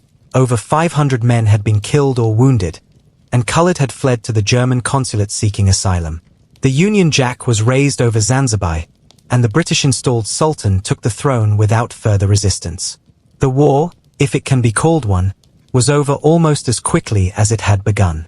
While the Anglo-Zanzibar War may seem like an odd historical footnote, it is a lens through which we glimpse the high-handed nature of imperial control, the fragility of local sovereignty, and the immense power disparity between colonial powers and smaller nations. Today, the site of the palace lies in quiet ruins, a testament to the ephemeral fury of the shortest war ever fought. The War of the Oaken Bucket, 1325. In the quiet countryside of medieval Italy, amid rolling vineyards and sun-drenched hills, a war was fought not over gold or land, nor for power or religious fervor, but for something far more humble, a wooden bucket. The War of the Oaken Bucket, as it came to be known, was a peculiar and symbolic conflict that pitted two of Italy's proud city-states, Modena and Bologna, against each other in 1325. During this period, Italy was a tapestry of competing city-states, often divided along the lines of the Guelphs and Ghibellines, political factions supporting the Pope and the Holy Roman Emperor respectively. Bologna, a staunch Guelph city, frequently clashed with its Ghibelline neighbor, Modena. Their rivalry was deep-rooted and fueled by skirmishes, economic competition, and pride. Legend has it that Modenese soldiers, during a daring raid into Bolognese territory, seized a wooden bucket from a city well and took it back to Modena as a trophy. This seemingly minor act of theft became the catalyst for a full-scale battle. Outraged, Bologna demanded the return of the bucket. Modena refused, perhaps out of defiance, perhaps as a mockery of their rival's pride. Either way, the tension ignited. Bologna, mustering an army of over 30,000 men, marched to reclaim its honor and the bucket. Modena, with a smaller force of around 7,000 troops, prepared to defend its wooden prize. The two forces clashed near the town of Zappolino. Despite being outnumbered, the Modenese executed a brilliant tactical defense, routing the Bolognese and securing a decisive victory. The Bolognese retreated in disgrace, and Modena, now emboldened, not only kept the bucket but also carried out celebratory parades to commemorate their triumph. To this day, the fabled oaken bucket remains on display in Modena's Torre della Ghirlandina, a relic of an absurd yet very real war. Beneath the humor of this conflict lies the truth about medieval honor and rivalry. It speaks to the pride of cities, the lengths they would go to defend reputation, and the often symbolic nature of warfare.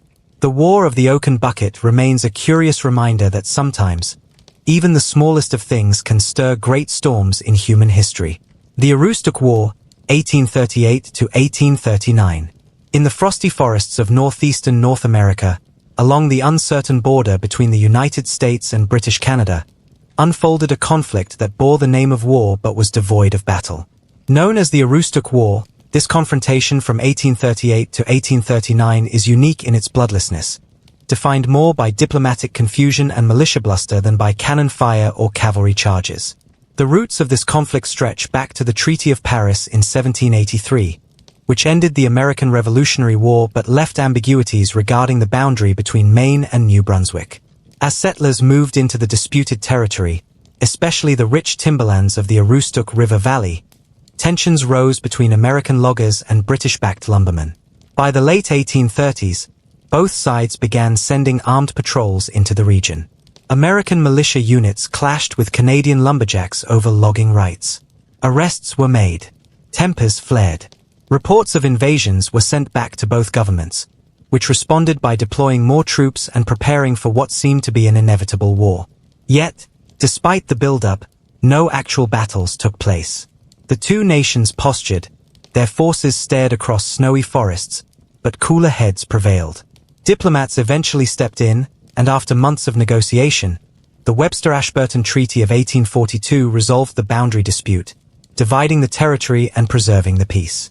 Though no shots were fired, the Aroostook War left a lasting imprint on American and Canadian memory. It demonstrated the power of diplomacy, even in the face of misunderstanding, and remains one of history's most peaceful wars, waged with maps and treaties rather than muskets and bayonets. The Paraguayan War, 1864 to 1870. In the quiet heartland of South America, nestled among rivers and dense subtropical forests, there once existed a nation determined to assert its power and preserve its sovereignty at all costs. This nation was Paraguay, and between the years of 1864 and 1870, it became the central figure in one of the bloodiest and most forgotten wars of the 19th century, the Paraguayan War, also known as the War of the Triple Alliance. At the time, Paraguay was led by Francisco Solano Lopez, a man of immense ambition and fierce national pride. Inspired by European militarism and deeply wary of the growing power of neighboring Brazil, Lopez envisioned a Paraguay that could defend itself and, perhaps, even expand its influence. He was determined to resist Brazilian dominance in the region and saw intervention in regional disputes as a means of asserting Paraguay's authority. The spark came when Brazil intervened in Uruguay's internal affairs, supporting a regime hostile to Paraguayan interests. Lopez, regarding this as a threat to regional balance and to Paraguay's own security, declared war on Brazil. To reach Brazilian territory, he attempted to move troops through Argentina, a request Argentina refused. This refusal led Lopez to declare war on Argentina as well. Eventually, Uruguay, under its new government, joined the alliance against Paraguay, and thus was born the Triple Alliance. What followed was not a short or symbolic war. It was a prolonged, devastating conflict. Paraguay, though outmatched in manpower and resources, fought with extraordinary tenacity. Battles were brutal. The Siege of Humata, the campaign of Lomas Valentinas, and the desperate resistance at Cerro Cora all etched deep scars into the land and its people. As the war dragged on, Paraguay suffered immense casualties. Starvation and disease ravaged the population. Entire towns were emptied, and by the end of the war in 1870, the once proud country was a shell of its former self. It is estimated that up to 70% of Paraguay's male population perished. Lopez himself was killed in battle, sword in hand, refusing to surrender. The Paraguayan War, though largely forgotten outside of South America, remains a haunting testament to the costs of ambition, miscalculation, and unchecked militarism. Its legacy endures in Paraguayan memory, sorrowful, defiant, and shaped by sacrifice. The War of the Stray Dog, 1925. Under the gentle sun of the Balkans in the early 20th century, an era already marked by turbulence and shifting borders, one of the most peculiar wars in modern history unfolded, not from ideology or greed, but from a dog. Yes, a dog. In 1925, on the tense border between Greece and Bulgaria, a single stray dog ran loose across a military line and accidentally set off an international incident that became known as the War of the Stray Dog. At that time, the border between the two nations was a sensitive zone, with both countries still licking their wounds from previous Balkan conflicts and the First World War. Tensions simmered, and any small spark could set them ablaze. The incident occurred in the town of Petrich. A Greek soldier, stationed near the border, was reportedly chasing his dog when the animal darted across into Bulgarian territory. In pursuit, the soldier crossed the border and was promptly shot by Bulgarian guards. Greece, enraged by what it saw as a blatant act of aggression, demanded an apology and reparations. When Bulgaria hesitated, Greek forces invaded the town of Petrich in retaliation. The invasion was short-lived but deadly. Bulgarian civilians were caught in the crossfire, and casualties mounted. Bulgaria appealed to the League of Nations, an early international peacekeeping body. The League swiftly condemned the Greek action, and under pressure, Greece withdrew its troops and paid compensation. Though brief, the War of the Stray Dog is often remembered as a moment that highlighted the absurdity of border tensions and the fragility of peace in post-war Europe. It served as a lesson in diplomacy, reminding the world that even in an era of growing global institutions, the actions of a single individual, or a single dog, could still shake nations. The Football War, 1969. In the summer of 1969, beneath the blazing sun of Central America, two nations with long-simmering tensions found themselves thrown into war. But it was not a war sparked by resources or ideology. It was, at least superficially, triggered by football, by a series of World Cup qualifying matches between Honduras and El Salvador. This war, known as the Football War or the 100-Hour War, was rooted in much deeper issues. Land reform, immigration disputes, and economic competition had strained relations between the two countries for years. Tens of thousands of Salvadoran migrants had moved into Honduras, seeking land and opportunity, only to face increasing hostility and eventual expulsion. Tensions mounted steadily in the lead-up to the qualifying matches for the 1970 FIFA World Cup. The games themselves were intensely emotional. In one match, national anthems were booed, fights broke out among fans, and propaganda painted the other nation as an existential threat. When El Salvador won the decisive match, violence erupted in both countries. Not long afterward, El Salvador severed diplomatic relations and launched a military invasion of Honduras. The war was swift and fierce. Over the course of 4 days, battles were fought in the air and on the ground. Civilian infrastructure was bombed. Thousands of people died or were displaced. International pressure, including from the Organization of American States, eventually brought about a ceasefire. While it lasted just 100 hours, the Football War revealed the volatility of unresolved social and political tensions, and the dangerous potential of sports nationalism when entwined with real-world grievances. Today, the war serves as a cautionary tale about pride, identity, and the thin line between competition and conflict. The War of the Bavarian Succession, 1778 to 1779. In the polished courts of 18th-century Europe, where powdered wigs and courtly intrigue ruled the day, there occurred a war that was remarkable not for its violence, but for its lack of it. The War of the Bavarian Succession, sometimes playfully dubbed the Potato War, took place between 1778 and 1779 and involved some of Europe's mightiest powers, including Austria and Prussia. The conflict began over the death of the Elector of Bavaria, Maximilian III Joseph, who left no direct heir. Austria, under Emperor Joseph II, sought to claim portions of Bavarian territory. Prussia, fearing Austrian expansion and its implications for the delicate balance of power within the Holy Roman Empire, opposed this move. And so, war was declared. Yet this war was anything but typical.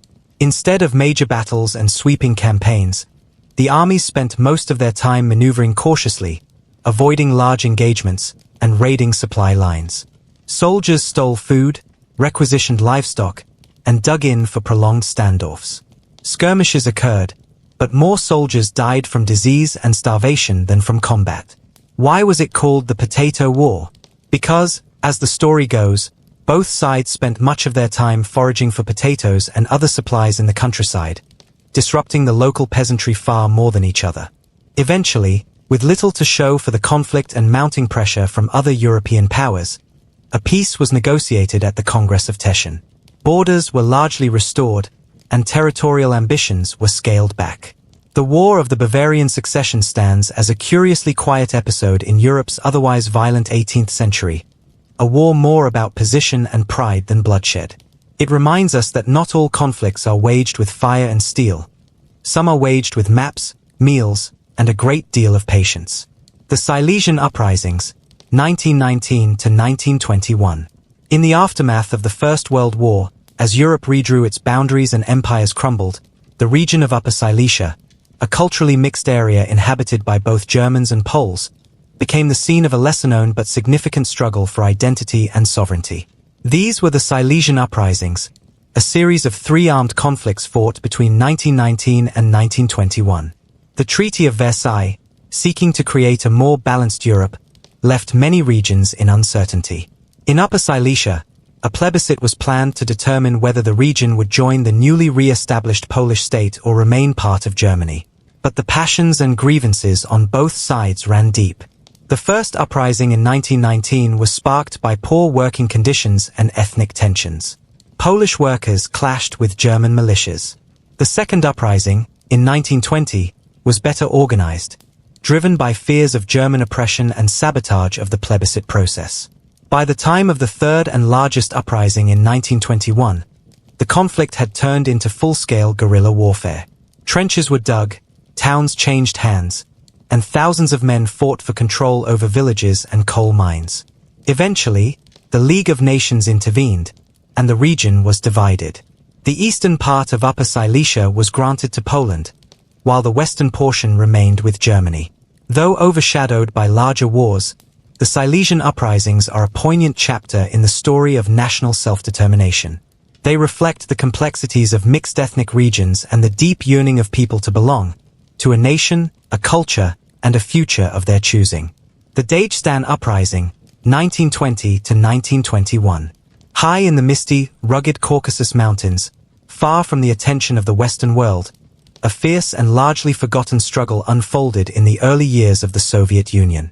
The Dagestan Uprising of 1920 to 1921 was a passionate, desperate attempt by the peoples of the North Caucasus to resist Soviet domination and assert their independence. Dagestan, a land of fierce tribes, ancient languages, and towering peaks, had long resisted external control, from Persian Shahs to Russian Tsars. When the Bolsheviks swept through the region after the Russian Revolution, promising equality and liberation, they were met with skepticism. For many in Dagestan, the Soviet regime represented yet another empire in red clothing. Under the spiritual and military leadership of figures like Imam Gotsinsky, the mountain peoples of Dagestan rose up. The uprising was part religious, part nationalist, and wholly rooted in a deep desire for autonomy. Battles were waged in mountain passes, villages fortified, and Soviet supply lines harassed by elusive fighters who knew every valley and crag.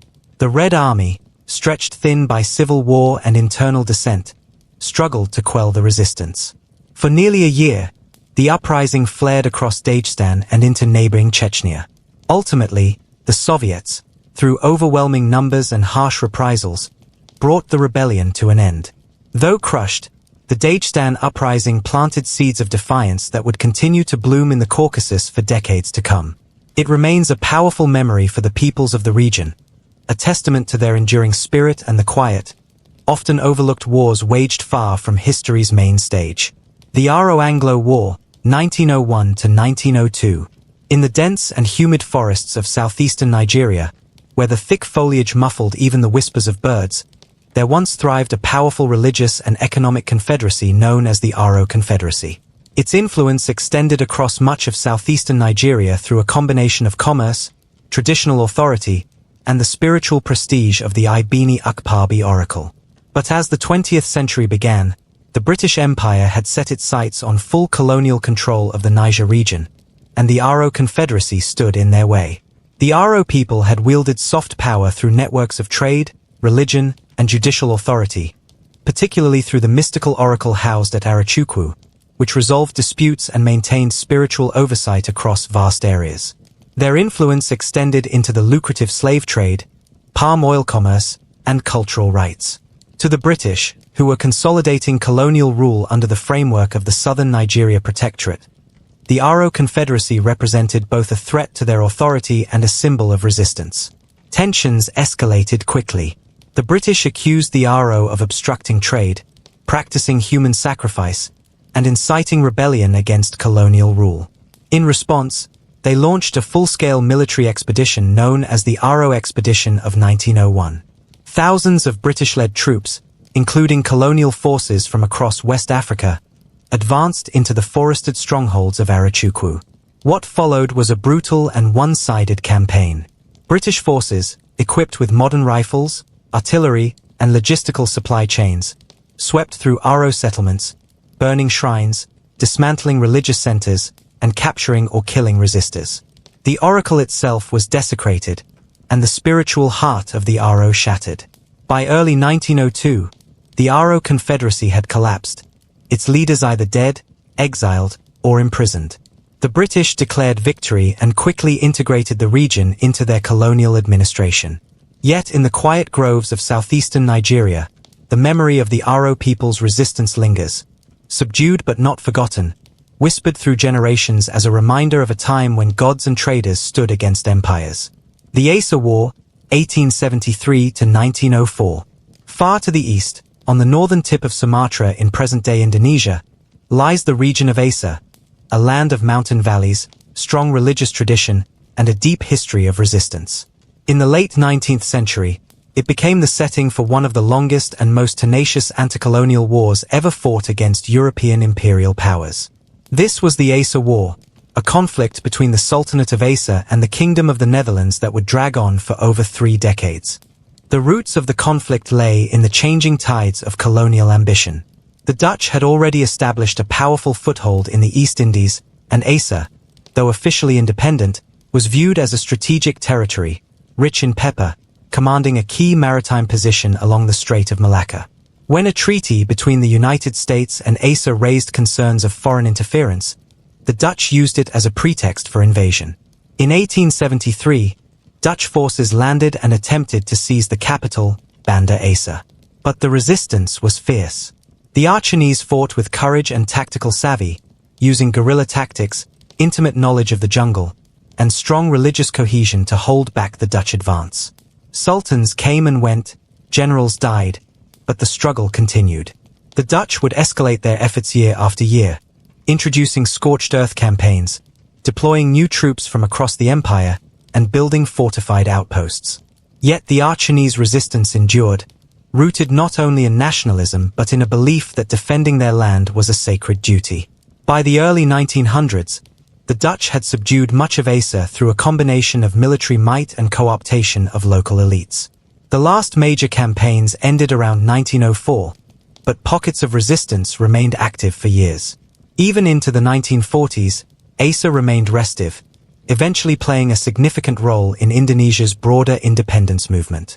Though often overlooked in global histories of empire, the Asa War stands as a monumental testament to the enduring will of a people determined to defend their sovereignty, even in the face of overwhelming odds. The Anglo-Zanzibar War, 1896. Of all the conflicts ever recorded in human history, none can claim the distinction of being quite so brief as the Anglo-Zanzibar War. Lasting a mere 40 minutes on the morning of August 27, 1896, it was over before many people had even finished their breakfast. Yet despite its brevity, it encapsulates the drama and absurdity of colonial power struggles in the late 19th century. The setting was the small but culturally vibrant island of Zanzibar, located off the east coast of Africa.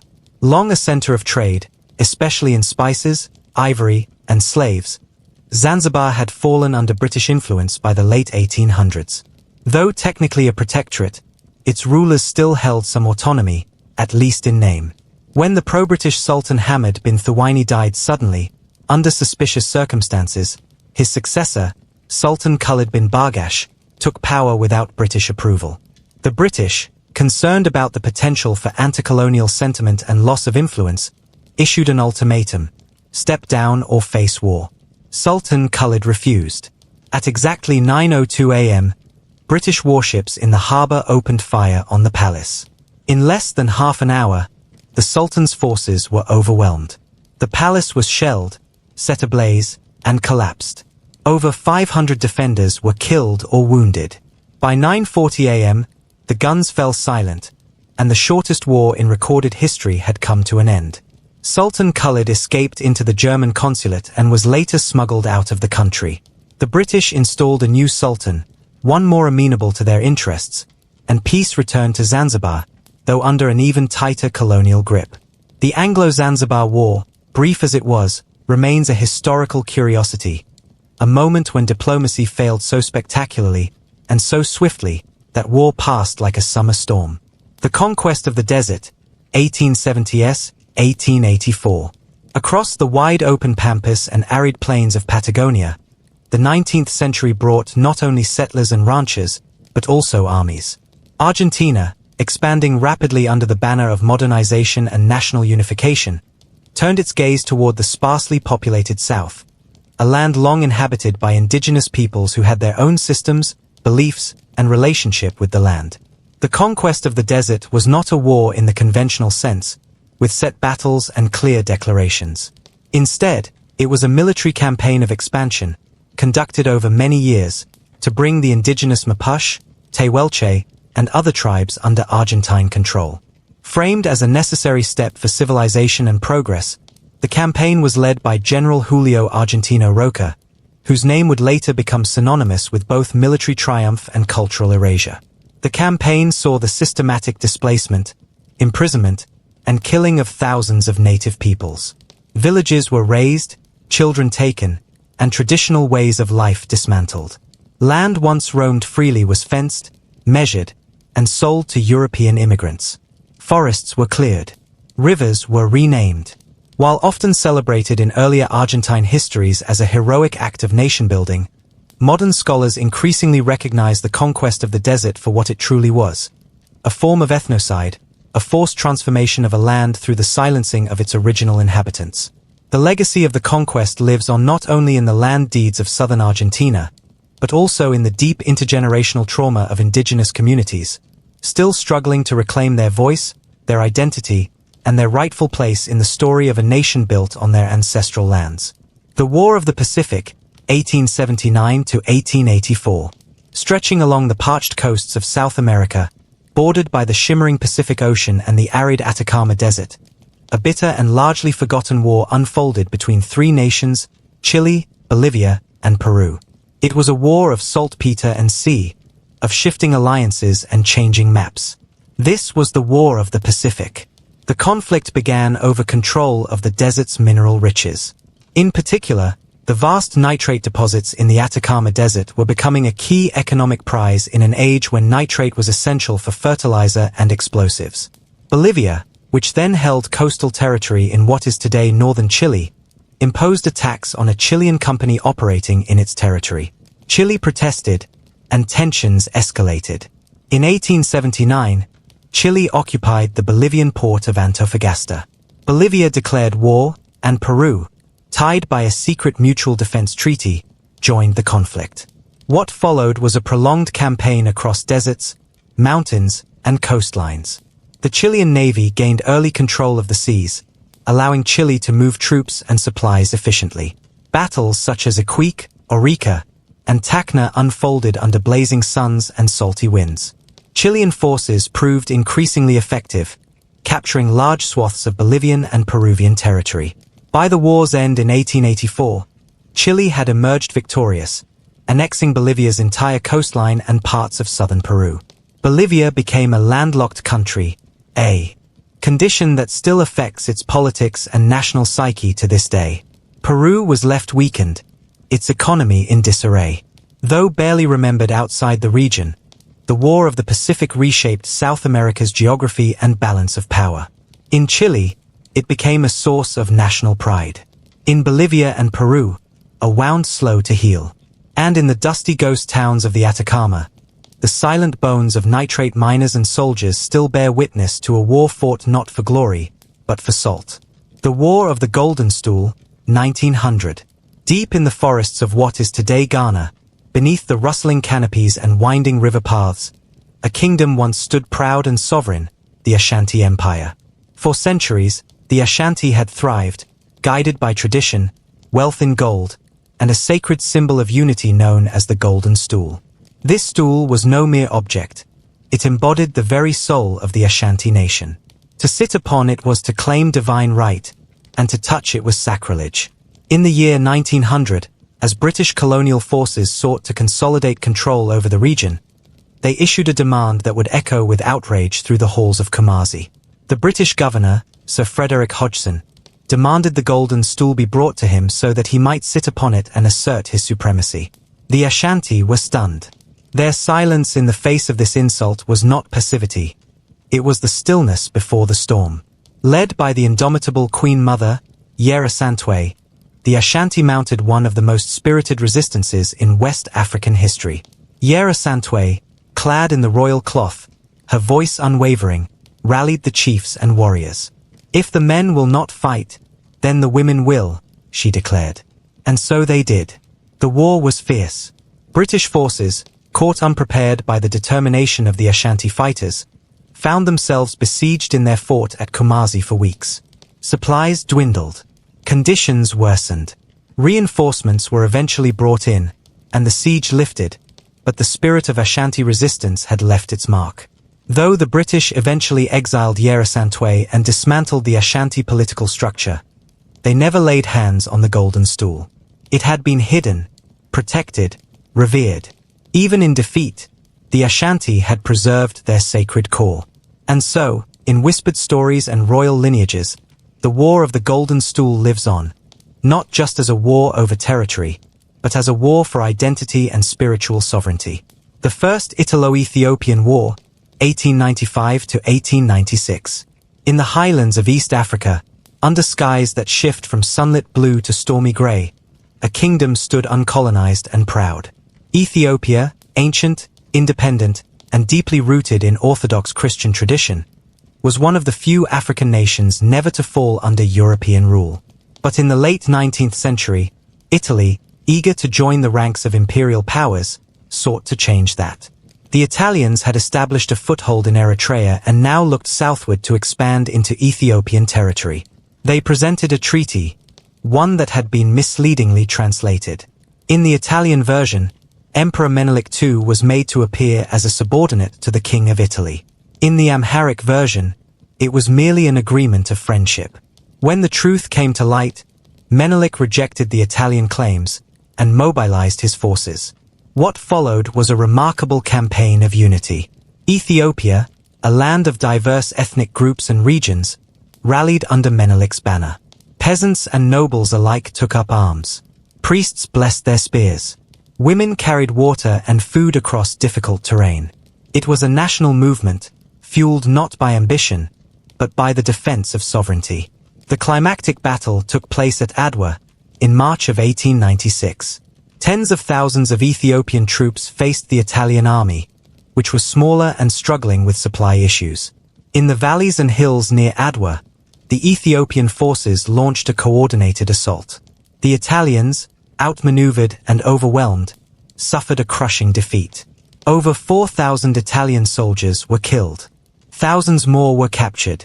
The Treaty of Addis Ababa that followed recognized Ethiopian independence, marking one of the most significant anti-colonial victories in history. To this day, Adwa remains a symbol of resistance and pride, not just for Ethiopia, but for all of Africa. It was a moment when courage, unity, and strategic brilliance defeated the myth of European invincibility. The Pastry War, 1838 to 1839. It began, strangely enough, with a pastry shop. In Mexico City during the early 19th century, a French pastry chef named Remontel claimed that Mexican officers had looted his shop during civil unrest years earlier.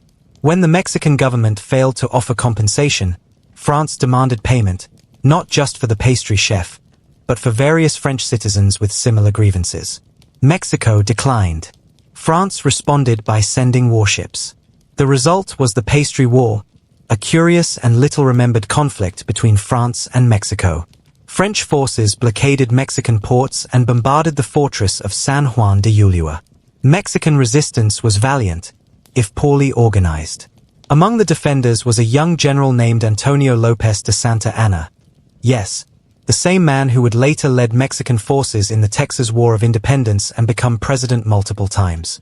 During the defense, Santa Anna lost part of his leg to cannon fire, and it was buried with military honors.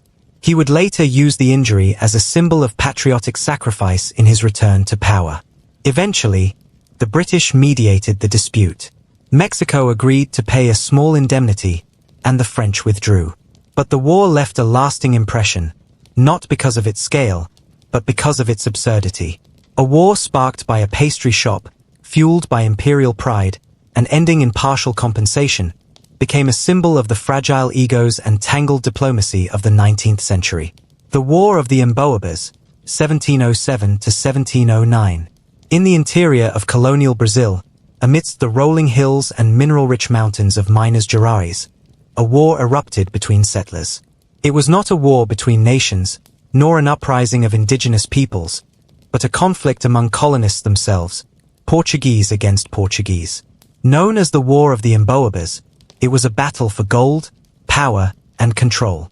The Bandeirantes of São Paulo, rugged frontiersmen and explorers, had long ventured into the interior in search of precious metals. When they discovered gold in the early 18th century, they believed it was theirs by right of conquest and toil. But word spread quickly, and soon newcomers arrived from Portugal and the coast. These were the Emboabas, outsiders in the eyes of the Bandeirantes, unworthy of sharing in the riches. Tensions simmered, then boiled over. Skirmishes turned to open battle. One of the most infamous incidents was the massacre of Capão da Traição, where Bandeirantes were lured under the guise of peace and then slaughtered.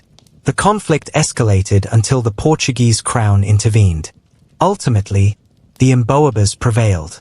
The crown sided with them, formalizing control over the mining regions and diminishing the autonomy of São Paulo. The war marked a turning point in Brazilian colonial development, centralizing power and setting the stage for the growing economic role of the interior. But in the hills of Minas Gerais, where the rivers still shimmer with traces of gold dust, the story of the Emboabas and the Bandeirantes lingers as a reminder of how even among supposed allies, greed can ignite bitter wars. The Franco-Syrian War, 1920. As the Ottoman Empire crumbled after the First World War, a vacuum opened across the Middle East.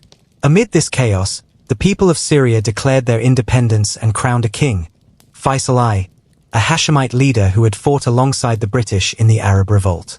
For a brief and hopeful moment, it seemed Syria might finally be free. But the League of Nations had other plans. France had been granted a mandate over Syria and Lebanon, and was determined to enforce it. The Syrians resisted, believing in their right to self-determination. The result was the short-lived and tragic Franco-Syrian War of 1920. French forces advanced toward Damascus. At the Battle of Macelin in July, a small Syrian army made a last stand. Led by Minister of War Yusuf al-Azma, they were poorly equipped but deeply committed. Al-Azma himself led from the front, choosing to die in battle rather than submit. The Syrians were overwhelmed. Damascus fell. Faisal fled. The French mandate was established, and dreams of independence were deferred once more.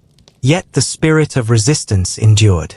The memory of Macelin became a rallying cry for generations. Yusuf al-Azma's name echoed in schools, poems, and quiet conversations behind closed doors. Though short, the Franco-Syrian War was a war of vision, a vision of a sovereign Arab world, interrupted but not extinguished.